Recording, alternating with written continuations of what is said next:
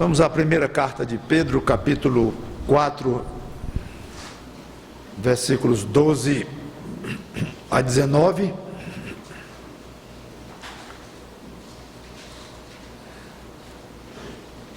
Primeira Pedro 4, 12 em diante.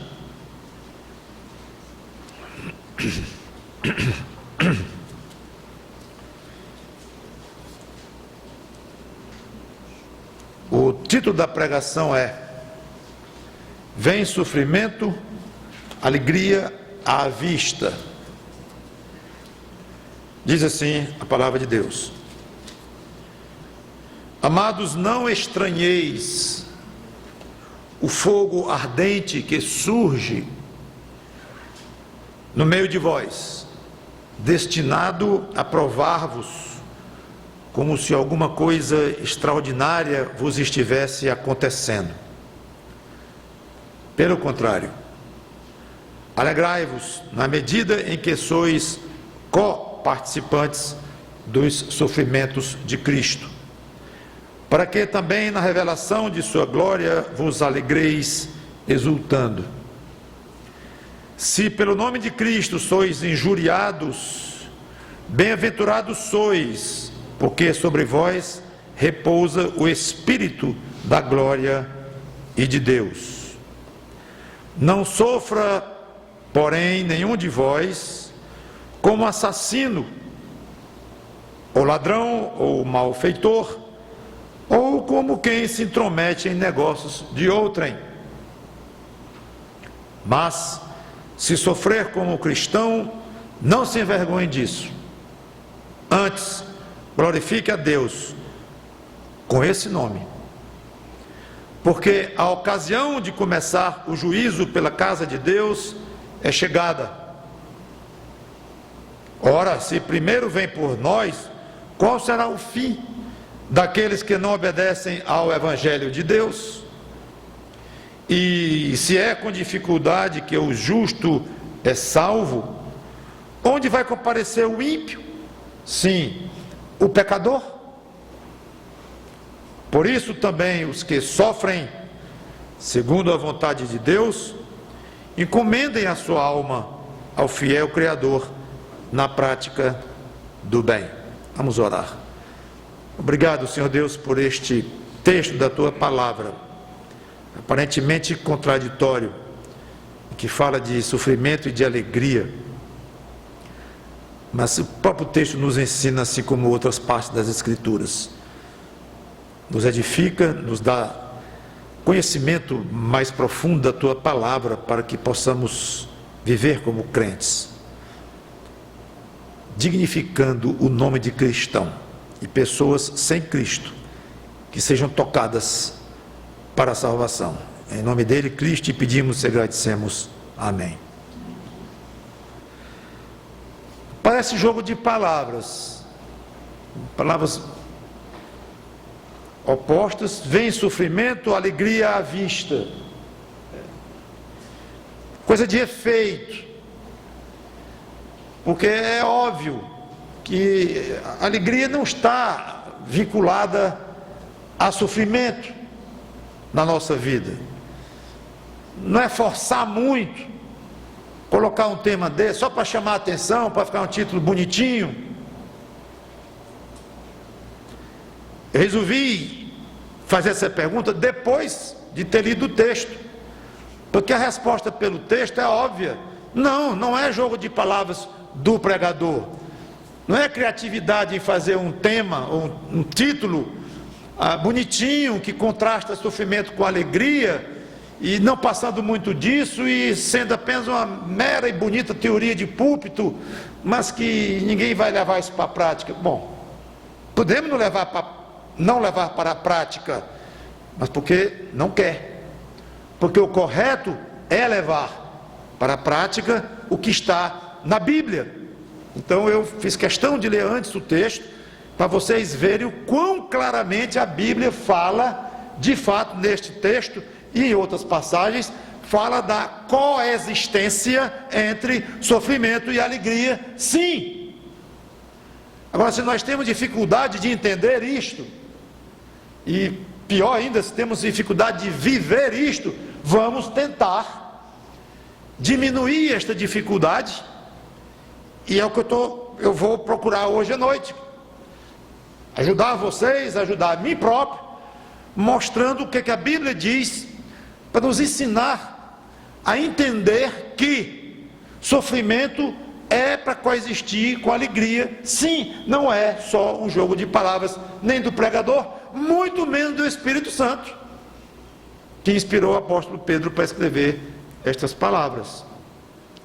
Então, enquanto você não tiver associado no seu coração o fato de que sofrimento significa alegria à vista, você ainda está longe de entender realmente uma parte importante da vida cristã. Uma parte importante da vida cristã. O assunto principal da epístola de Pedro, que já está querendo chegar no final, falta só o capítulo 5, o assunto principal é sofrimento. Fica muito claro isto. E ele volta a tratar então no tema e vai ficar até quase o final mesmo da epístola com esse assunto. Ele afirma algo muito forte nos versículos 12 e 13, algo que estava ocorrendo no meio dos leitores dele, que eram crentes. Fogo ardente. Explica o motivo pelo qual eles estavam passando por isto e diz que havia uma maneira certa e uma maneira errada de reagir. A maneira certa, claro, é a que ele exorta para nós seguirmos. Então, o que é que estava acontecendo? Ele diz aqui, um fogo ardente que surge no meio de vós. O próprio contexto indica claramente que fogo ardente significa sofrimento. Não é que eles estavam sendo tocados ou tomados pelo Espírito Santo de Deus, que os estava esquentando por dentro, que pode ser usado também, a Bíblia usa também o termo de calor espiritual, e o Espírito Santo descendo como língua de fogo e tal. Poderia ser uma coisa mais física, que eles estavam mais susceptíveis a se queimarem, as casas dele estavam pegando fogo, não sei, mas então poderíamos examinar o que isso significa. O contexto responde. Fogo ardente aqui significa sofrimento, e um sofrimento especialmente vindo pelo fato de serem crentes. Não é nem um sofrimento de saúde, por exemplo, de dor física por problemas do físico, mentais. Não, o assunto aqui é sofrimento pelo fato de ser crente, sofrimento causado por pessoas ao redor. Quando Pedro escreveu essa carta, ainda não havia uma perseguição organizada por parte do Império Romano, uma coisa oficial contra os crentes. Mas, obviamente, já estavam começando a acontecer perseguições localizadas, especialmente no nível social e familiar, e até mesmo pessoal. Ou seja, estavam começando a sentir realmente o peso de uma perseguição, como se diz, perseguição religiosa. Uma perseguição pelo fato de serem crentes. Muitas vezes nós associamos o termo perseguição com aquilo que eu comentei, uma perseguição oficial por parte do governo da época, em que invade casas, prendem pessoas, torturam pessoas, perseguição oficial.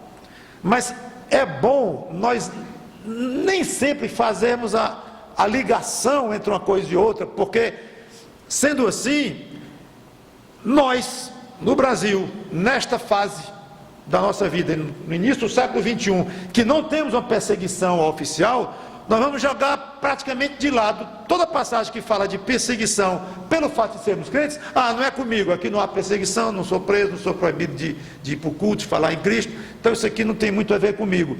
Você estará deixando de lado uma grande parte do que a Bíblia tem a dizer sobre o sofrimento do crente aqui, além de todo o sofrimento por ser pecador e não querer pecar mais, sofrimento espiritual, sofrimento físico, tem esse aspecto de uma perseguição social, perseguição familiar, vinda pela esposa, vindo pelo marido, vindo pelo pai, vindo pelo professor, vindo pelos colegas da faculdade. Isso é perseguição. Então a perseguição ela atinge um nível mais elevado quando ela se torna oficial e o governo então usa o poder de força dele, de coerção mesmo, até armada, para proibir a plena adoração como o crente quer. Mas perseguição não é só quando chega nesse nível. Eu acho que uma maneira razoável de você testar o quão firme é a sua atitude como crente na sua vida, no seu dia a dia, é medindo esse fator na sua vida. Quando eu falo em perseguição social, perseguição familiar, perseguição no trabalho, é uma coisa muito estranha para você. Você não tem a menor ideia do que eu estou falando, você nunca experimentou isso em nível algum.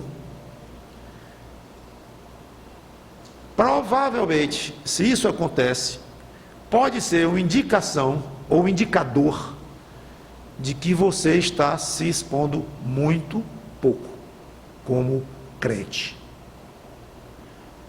É fácil não se expor, é fácil não abrir a boca, é fácil falar só para quem praticamente lhe implora que fale o evangelho.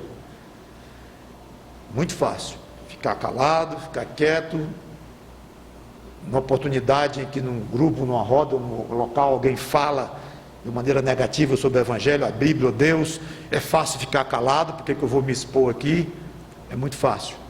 Cada um tem a sua maneira de proceder, cada um tem o seu ministério, cada um tem a sua postura, tem sua personalidade, mas cuidado, porque não creio que o perfil que a Bíblia traça de um crente fiel, a parte da sua personalidade, a parte de ser tímido ou não, de ser inteligentíssimo ou não, para responder cada argumento que alguém possa puxar, totalmente à parte disto, a Bíblia traça o perfil de um crente fiel, aquele que se expõe. E se ele se expõe, vai aparecer perseguição. Não tem perigo. Aquele que quiser ser fiel será perseguido. Paulo disse em 1 Timóteo, não tem jeito. Então, como eu disse, não é uma perseguição na ponta da espada, nem enfrentando as barras da cera da prisão, nem um processo do governo. Tudo bem, mas algum tipo de perseguição, se não houver na sua vida, você está se expondo provavelmente muito pouco. Qual o motivo disto? O motivo desta perseguição ou desse sofrimento que eles estavam passando? Havia um propósito claro ou fazia parte da vida apenas? Isso aí foi previsto por Deus e vamos para frente. Não. Pedro informa 2 motivos, não só um, mas 2, pelo qual isso estava acontecendo. Primeiro motivo, destinado a provar-vos. Aqui no versículo 12.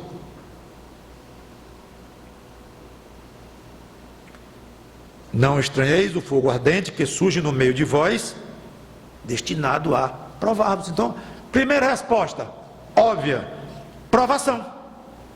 Provar no grego é um verbo que significa realmente experimentar, testar e, conforme diz, provar. Importante, é a mesma palavra usada para tentação. Não há uma palavra no grego para provação que vem de Deus e para tentação que vem do diabo. É a mesma, absolutamente a mesma. Que indica se é uma provação benigna para um teste de uma avaliação para ajuda, para aperfeiçoamento, ou se é uma prova para derrubar, é o contexto. Então, quando o contexto indica que é uma provação positiva, que vem de Deus, traduz-se como provação. Quando é algo que o diabo proporciona e, como sempre, mal intencionado para derrubar, aí colocamos no português tentação. Mas é bom você saber que a palavra no grego é a mesma. E é a que ele usou aqui.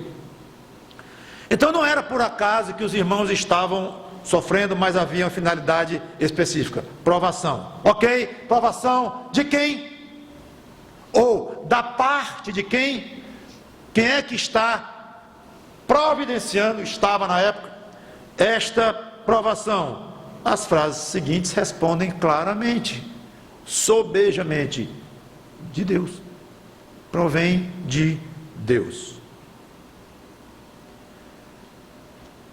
Não é obrigado partir diretamente de Deus, e pelo contexto vemos que não parte, no contexto de parte diretamente dos incrédulos, da sociedade, da família, que estava perseguindo esses irmãos aqui. Então, a perseguição direta é dessas pessoas, da sociedade má, sem Deus, obviamente pessoas atiçadas e dirigidas pelo diabo, que nos arrodeia como um leão que ruge, procurando alguém para devorar, sim, mas tudo sob o controle e a permissão de Deus, que se utiliza do sofrimento para provar a genuinidade da fé daqueles que estão sendo provados. Então há dois elementos em jogo. É provocada a perseguição por aqueles que a fazem de uma maneira direta, os perseguidores. Mas essa perseguição, ela é uma forma que Deus encontrou para provar os crentes. Então quem prova? Deus, utilizando-se de alguns meios. Que meios? O diabo. Os escravos do diabo, ou a sociedade sem Deus. Uma coisa não anula a outra, e às vezes confundir uma coisa com a outra gera problemas, em muitas formas de avaliar as coisas, de interpretar, e fica uma teologia torta, quando se inclina demais para um lado ou para o outro. Há de se examinar de uma maneira bem clara esses dois aspectos da origem de uma provação. Então, vem de Deus, através de elementos que ele usa, e esses elementos nunca poderão dizer: não me culpem, eu persegui os crentes porque Deus mandou, porque Deus colocou no meu coração, veio dele a ideia, não tenho nada a ver com isso, eu fui um mero instrumento nas mãos dele. Não. Quer dizer, mas não é. Você foi um instrumento na mão dele, sim, mas você não é uma caneta, você é um ser humano que tem consciência, tem inteligência. Então, e tem responsabilidade moral diante deste Deus. Então o fato dele ter lhe utilizado como elemento para provar, testar a fé dos crentes dele, o fato dele ter lhe utilizado como instrumento, não lhe livra da responsabilidade pelo que você fez. Absolutamente. O diabo vai ser culpado pelos atos dele, os demônios vão ser culpados pelos atos deles, as pessoas que perseguiram e perseguem, perseguirão os filhos de Deus, serão responsabilizadas, mesmo sendo instrumentos de Deus.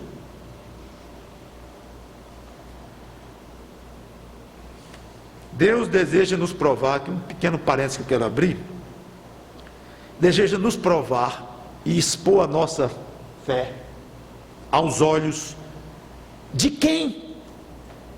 De quem que ele quer fazer isso?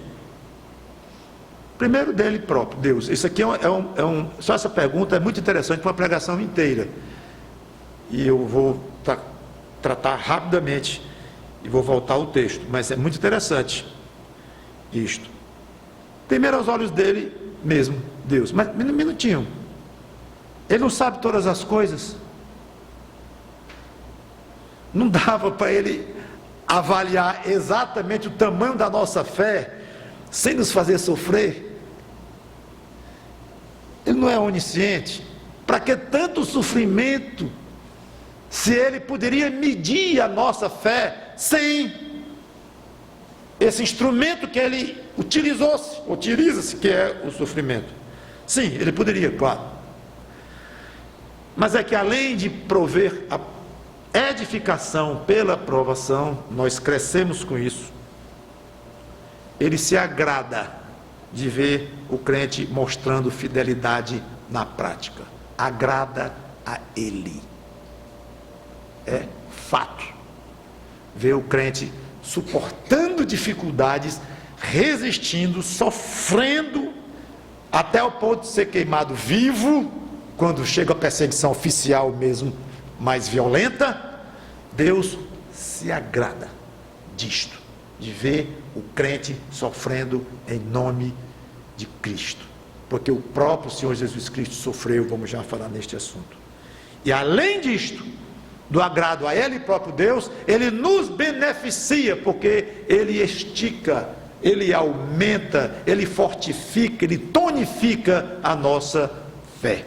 Ao mesmo tempo que Ele avalia, a nossa nota de fé vai aumentando, porque nós somos aperfeiçoados.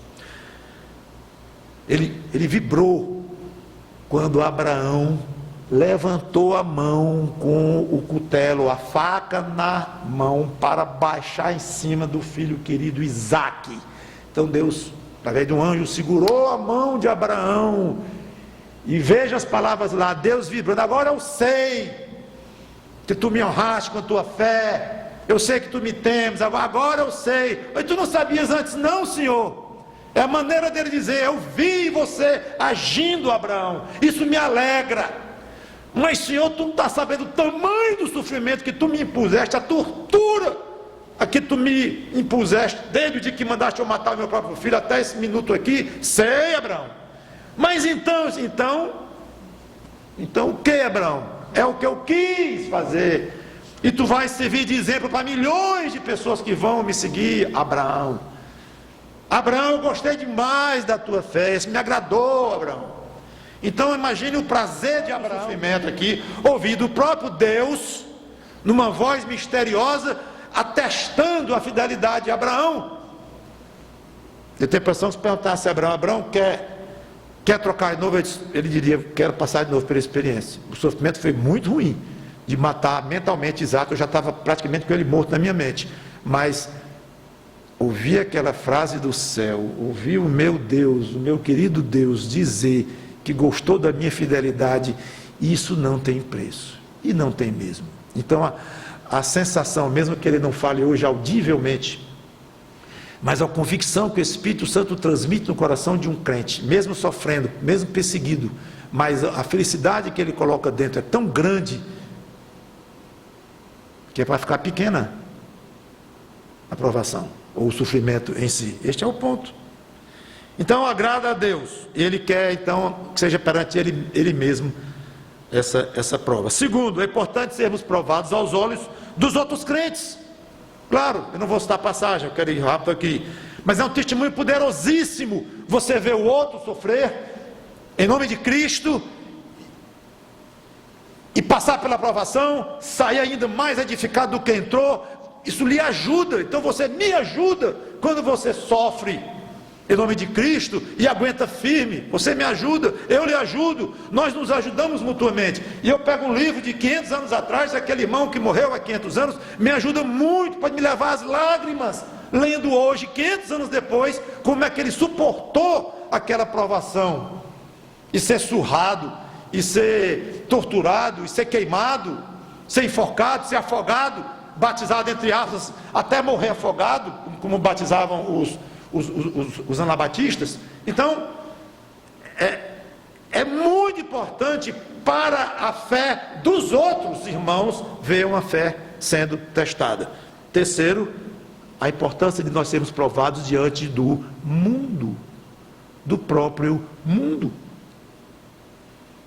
Brilhe a vossa luz diante dos, não ouvi, dos homens, das pessoas, do mundo, para que vejam as vossas boas obras e glorifiquem ao Pai que está nos céus. Então Deus gosta de ser glorificado através das boas obras do crente. Obviamente boas obras incluem uma boa reação a uma situação de sofrimento. Então, por todos os ângulos é importante a sua fé ser provada, através de sofrimento por perseguição. Então, voltando, Já que os leitores de Pedro estavam sabendo que Deus opera por meio do sofrimento, eles não deveriam reagir de uma maneira errada. Qual seria a maneira errada? Estranhando. Não estranheis o fogo ardente, como se alguma coisa extraordinária você estivesse acontecendo. É impressionante. O argumento dele é simples, é inteligente, porém parece até um pouco irônico. Como é, apóstolo Pedro? Não estranheis? O senhor sabe o que eu estou passando? E vem dizer para mim, não estranhar, nem estranhar.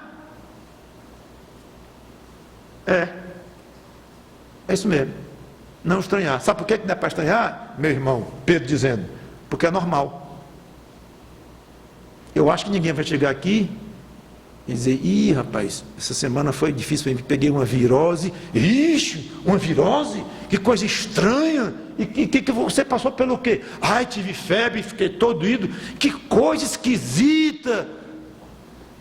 Então, o efeito de você dizer isso é o mesmo de dizer que, sei lá, jogou futebol.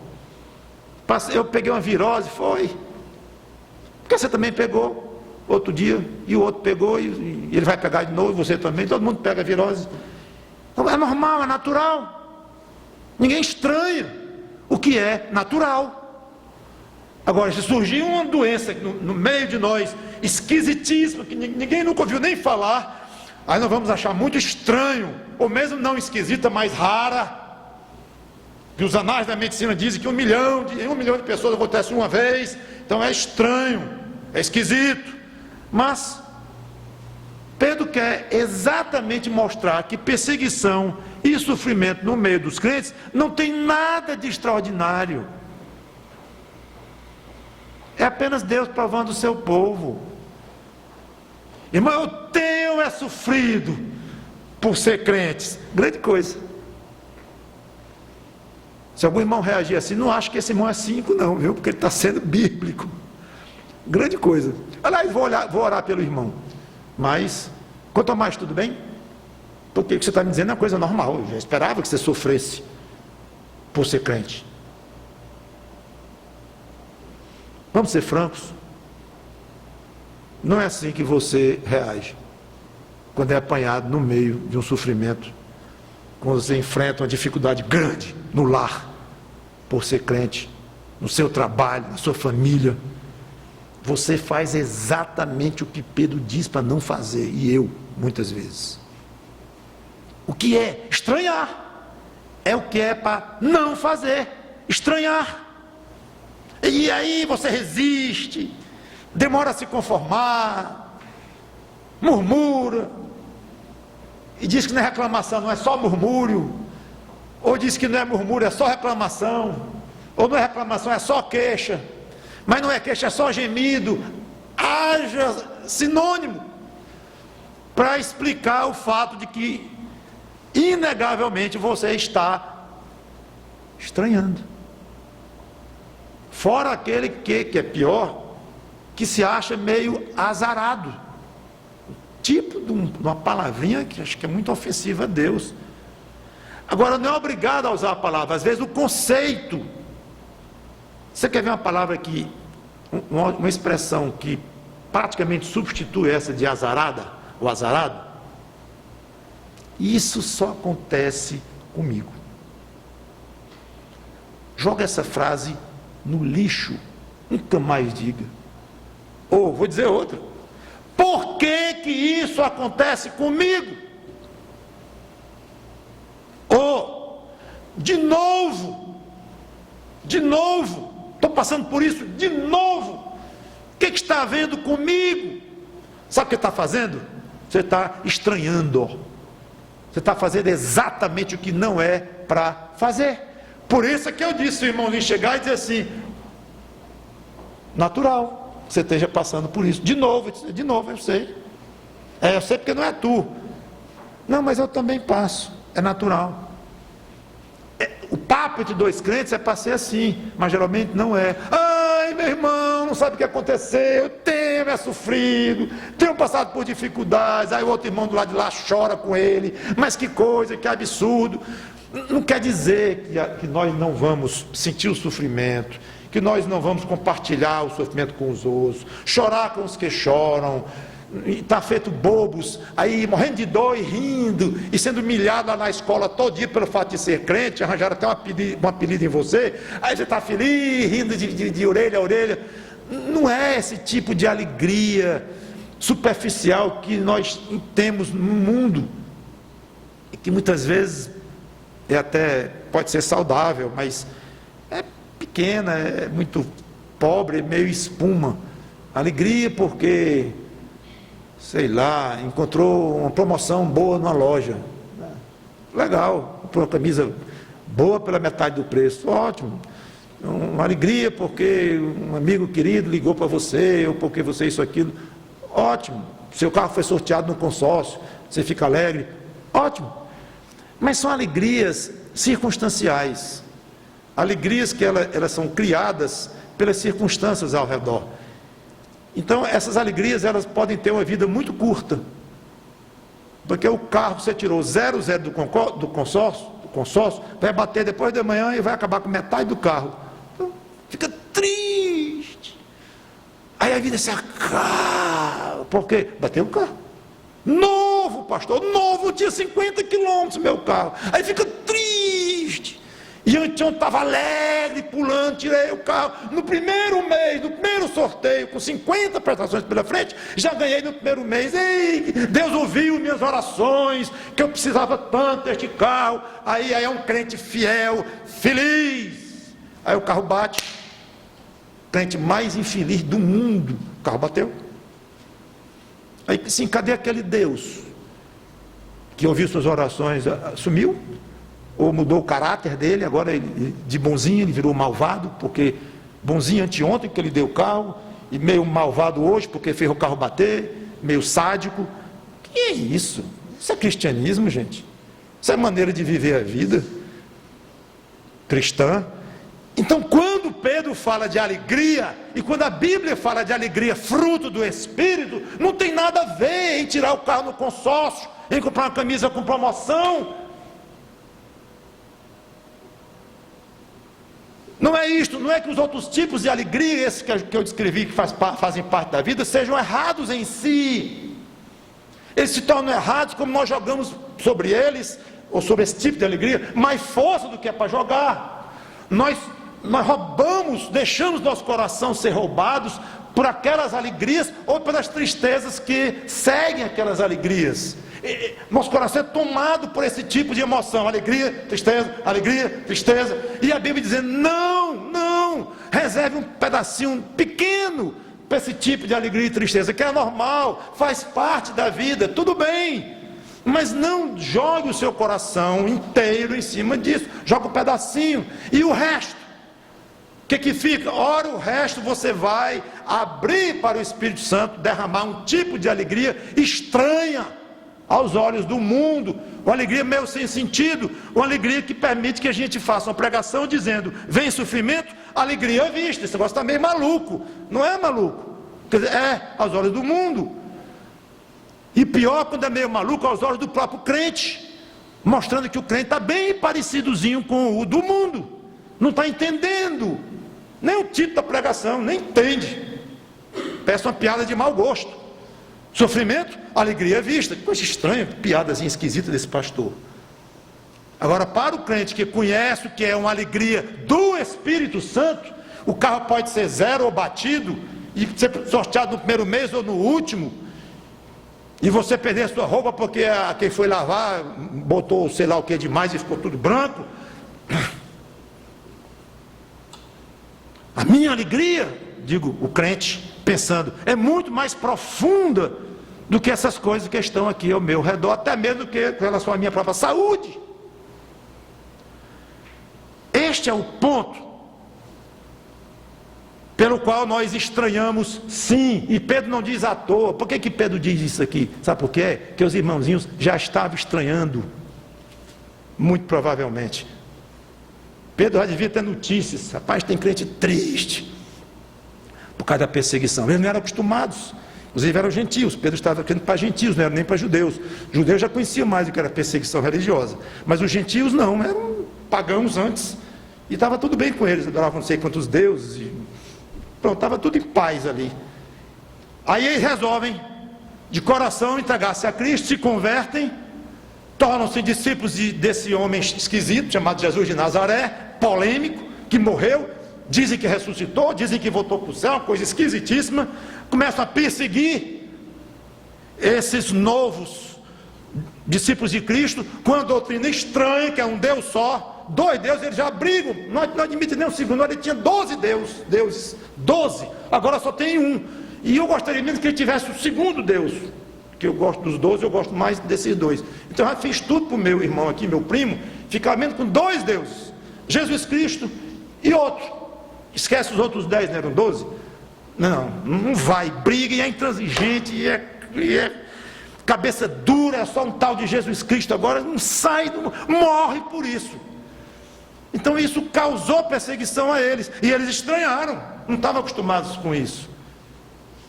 Mas nós nem passamos por esse histórico, quer dizer, passamos e não passamos, né? Porque o próprio cristianismo é que nós estávamos, a maioria de nós, estávamos acostumados a praticar, é um cristianismo também politeísta, no sentido de que cabe muitos deuses. Aí alguém diz, não, eu sou espírita, eu sou católico também.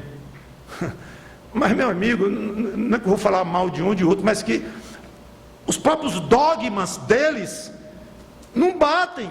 Como é que pode? Mas eu sou. Pronto. Então, hoje, o próprio mundo de hoje, de uma maneira diferente daquela época, mas é acostumado com a falta de compromisso quase total. E cabe tudo. Aí, quando vem você e diz assim, não, isso aqui eu não posso admitir, meus irmãos. Aqui no departamento aqui, isso aqui eu não vou fazer, não. Mas, rapaz, você vai prejudicar a equipe. O chefe não mandou? Não, mas o chefe não é tudo, né? Eu tenho um outro chefe. Que chefe? Cristo. E lá veio um pastor. Virou pastor. Não dá para eu fazer isso, não. Mas, rapaz, assim não dá. Você vai entregar o grupo? Não vou entregar. Aí começa. Se isso não acontece com você com certa frequência, tem uma coisa errada, irmão, com você.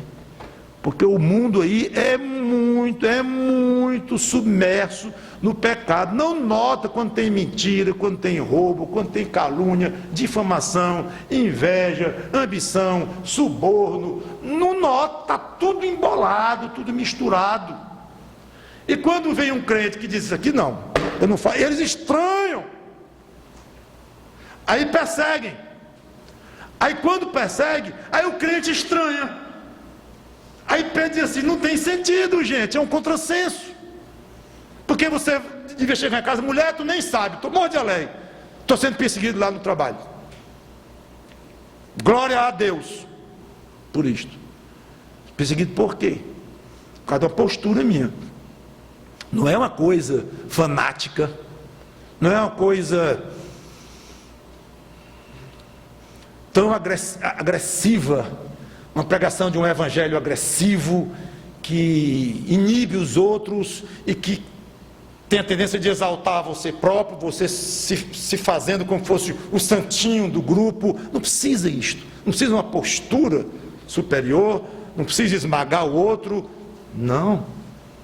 Então tem um tipo de perseguição que o crente quase que provoca aquilo mesmo, e não é saudável. Isso não é saudável. E há muitos casos, até de pastores, que agem de uma maneira errada, e qualquer reação que tem, aí diz que Jesus Cristo foi perseguido também, desculpa, maravilhosa. Mas eu estou maravilhosa, quer dizer, para quem quer usar de uma maneira errada. Mas uma perseguição causada por uma atitude correta, prudente, sábia, respeitosa, porém, firme. Para ser firme não precisa ser grosseiro, não precisa falar grosso, não precisa gritar. Você pode ser firme falando bem baixinho, quase as pessoas não lhe ouvindo, mas firme como uma rocha. Então esse tipo de perseguição causada por um comportamento firme, fiel, prudente, sábio, não é para ser estranhado, esse tipo de perseguição. Tem uma bênção aqui, irmãos, no culto de oração quarta-feira? Tem. Estou sofrendo uma perseguição, assim, dos meus primos. Tive uma reunião de família lá em casa e foi muito desagradável para mim ontem no almoço, na casa da minha avó, todo domingo tem e tal, e lá me pegaram lá e foi ruim, foi muito desagradável. Pessoas queridas que eu amo desde que nasci, e foi ruim, e graças a Deus por isso estou muito feliz, muito alegre. Essa é a atitude. Muito bem, então não é para estranhar. E é para fazer o que, Pedro? Qual é a maneira de agir? Alegrai-vos na medida em que sois co-participantes dos sofrimentos de Cristo. É interessante, né? Ele falar de alegria, porque ele vai para o outro extremo.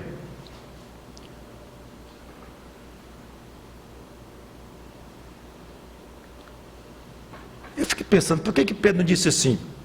Se conformem. Estão sofrendo fogo ardente no meio de vós? Se conformem. Isso passa rápido. Vocês vão já para o céu. Lá vai ser uma alegria permanente. Se conformem. Não é, irmãos, não é se conformem. Está escrito, é se alegrem. Ele, como eu falei, vai para o outro extremo. Isso não fere o bom senso? Não é esquisito Deus pedir isso de nós? Senhor, tu já providencias provação para mim, na forma de perseguição, e ainda queres que eu reaja de uma maneira alegre? Não é esquisito Deus querer isso de mim, não? Não.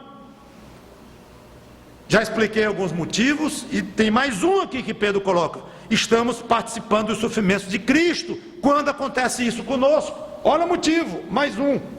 No caso aqui, não é o motivo que explica a perseguição, é o motivo que explica por que devemos nos alegrar. Então ele reage, Pedro, não é para ficar achando estranho, é para se alegrar. Alegrar por quê? Me dê um motivo, Pedro, para eu me alegrar. Vou lhe dar um.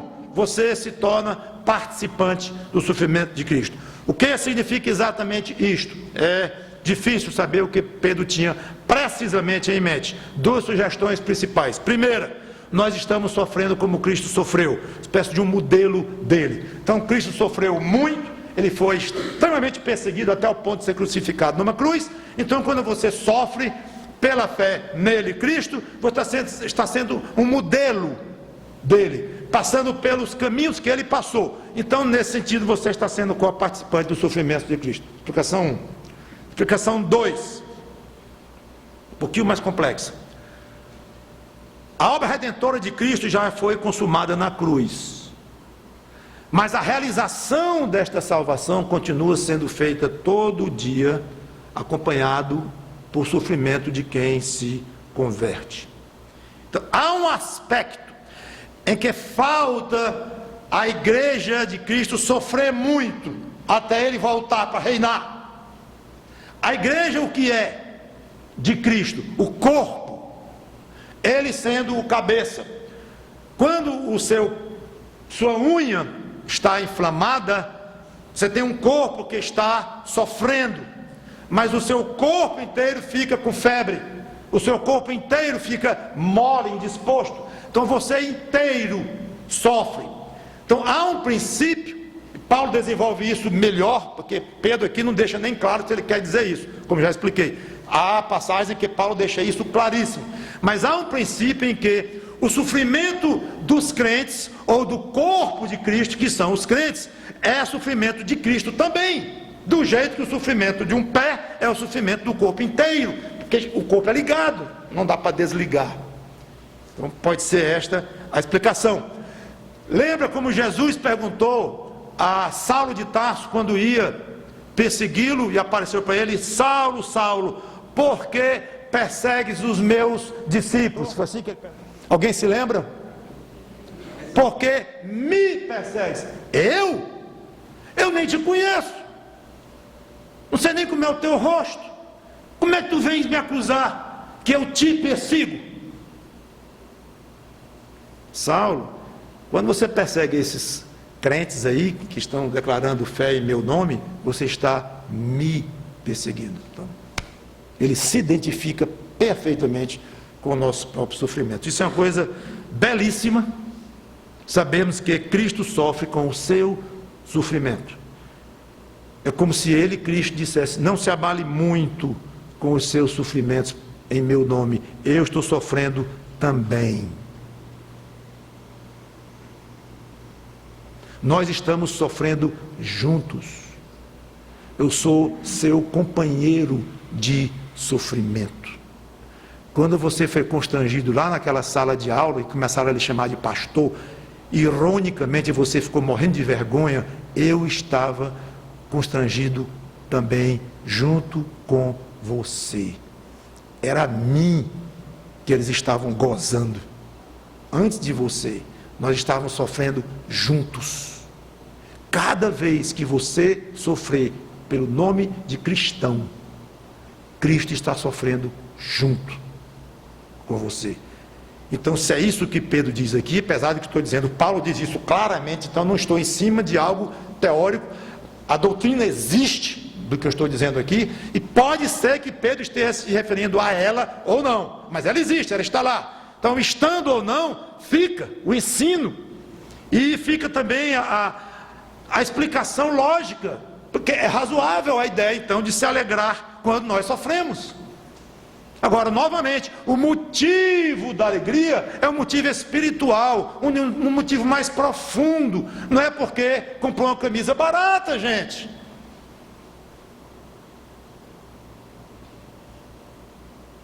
Eu estou passando por um momento muito difícil lá na minha família. Eu me sinto tão alegre no meu coração. Como é que pode? Por quê? Porque Cristo está sofrendo junto comigo. Então, para um ouvido de um não crente, ou de um crentezinho muito fraquinho no conhecimento e nas escrituras, explicação esquisita, parece um teólogo falando. Como é que então você está feliz porque Cristo está sofrendo junto com você? E isso é um motivo para ficar alegre? Bom, aí experimente um dia você, porque é maravilhoso isso. Então, o motivo é um motivo mais profundo, e que talvez 80% ou 90%, ou sei lá quanto, gostaria que fosse 0% dos que estão me ouvindo aqui, talvez muitos, não estão nem assim pegando bem isto, porque não sabe que alegria é essa, e não consegue ver que beleza é essa, dizer que Cristo sofre com ele, muito esquisito. Cristo em toda glória no céu, lá à direita de Deus, intercedendo por nós, todo principado e potestade sujeitos à autoridade dele, ele está sofrendo junto comigo. Isso é muito esquisito para mim. Pois então você está no beabá da vida cristã. Talvez o mais certo é você sair lá para o berçário, falando em termos metafóricos. Devia estar onde estão as crianças, no beabá da vida cristã. Se essas palavras de Pedro soam tão esquisitas ao seu coração, que pena.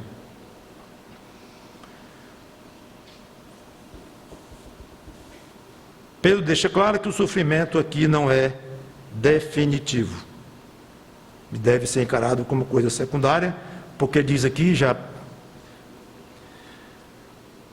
passando aqui para o encerramento, que eu vou resolver é daquelas que eu vou dividir em duas, que agora que eu vi que ainda estou no 13, tenho que ir até o 20, até o 19,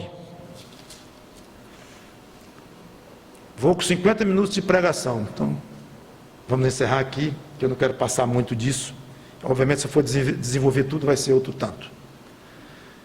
Então, deixe-me encerrar dizendo o seguinte. No versículo, quando ele fala aqui, na vinda... Ok? Final do versículo 13. Pelo contrário, alegrai-vos na medida em que sois coparticipantes dos sofrimentos de Cristo, para que também, na revelação de sua glória, vos alegreis exultando. Pedro quer dizer o seguinte: vai ter fim já já. Vai haver um dia em que a glória de Cristo será revelada de uma maneira plena, como há de ser revelada. Sabe que a palavra aqui para revelada? Apocalipse, de onde vem o nome do livro Apocalipse, que significa tornar descoberto, ou expor algo que antes era desconhecido, ou aparecer. Essa é a ideia de Apocalipse. O nome Apocalipse é isso aí. Obviamente refere-se à segunda vinda de Cristo, quando ele vier na glória para reinar 1000 anos aqui entre nós, depois iniciar o estado eterno. Então, naquele dia, os crentes que sofreram, os crentes da sua igreja, vão se alegrar juntamente com eles. Então, aqui é o que os estudiosos chamam de uma esperança, uma alegria escatológica, que olha, escatológica quer dizer que vai acontecer nos últimos tempos, ou as últimas coisas, ou no final das coisas, algo assim. Então, é muito comum nós vermos na Bíblia uma alegria aqui, baseada no que virá. Então, é isso que eles chamam de reações, ou esse tipo de atitudes, com um sabor escatológico, porque não é para agora, não é agora. A glória de Cristo não está sendo revelada como haverá agora. Nós ainda não somos o que haveremos de ser. Nós não estamos salvos ainda no sentido mais completo de tudo que envolve a complexíssima obra chamada salvação. Sim, estamos totalmente salvos no sentido de sermos já filhos de Deus e vamos para o céu e ninguém nos arranca mais da mão de Cristo. Sim, estamos salvos. Mas o nosso processo de salvação, obviamente, não se encerrou. O processo mais geral, mais abrangente de salvação, como eu tenho dito. Então, minha salvação está completa? Que pena. Que pena. Claro, isso é a maneira de um salvo viver plenamente. Eu não quero viver assim eternamente, esperando Cristo o tempo todo, e Ele nunca vem, e sofrendo, e sendo perseguido, sofrendo não somente perseguição, mas dores também, e angústias, e tristezas, e sofrendo, é isso, a salvação que Cristo operou para mim naquela cruz, com aquele grande sofrimento, é isso que Ele tem para mim? Não, isso é o começo. Melhorou. Então é isso que eu quero expressar quando falo, a salvação está em andamento, nesse sentido, graças a Deus, porque o que está reservado para nós lá é muitíssimo até superior ao que nós podemos imaginar de bom.